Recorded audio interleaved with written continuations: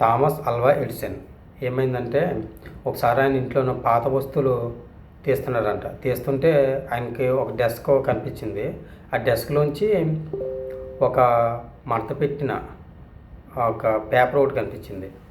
ఏంటిదని చూస్తే దాంట్లో కొన్ని పదాలు రాసున్నాయి. కొన్ని పదాలు రాసి ఉంటే చదివాడు. చదివిన తర్వాత తను ఎంత అలాగే ఏడ్చాడంటే గుండెలు బాదుకుని ఏడ్చాడంట.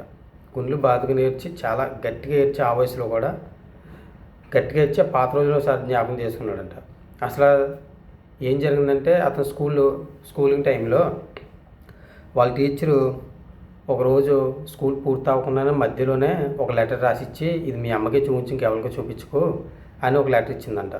పాపం అతను ఆ లెటర్ పట్టుకుని బ్యాగ్ ఇచ్చుకుని ఇంటికి వచ్చేసాడు. వాళ్ళ అమ్మగారి దగ్గరికి వచ్చిన తర్వాత అమ్మ మా టీచర్ నీకు ఈ లెటర్ ఇమ్మన్నారు, నిన్నే చదవమన్నారు, ఎవరికి చదవద్దన్నారంటే ఆవిడ లెటర్ తీసి మనసులోనే చదువుకున్నంటే బయటకు చదవలేదంట.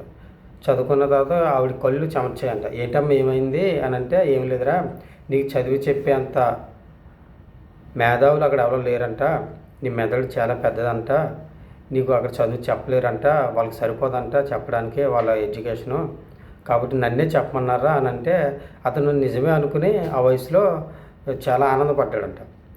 పడిన తర్వాత కొన్నాళ్ళకి వాళ్ళ అమ్మగారు చనిపోయారు. చనిపోయిన తర్వాత అతను ఎలా తయారయ్యాడంటే మీకు తెలుసు కదా, ఒక శతాబ్దం కాలం పాటు ఒక శాస్త్రవేత్తగా నిలిచిపోయాడు అందరికీ. ఇంతగా లెటర్లో ఏముంది, అతను చదవలేదు అప్పుడు. ఇప్పుడు ఆ లెటర్లో చదివితే ఏముందంటే,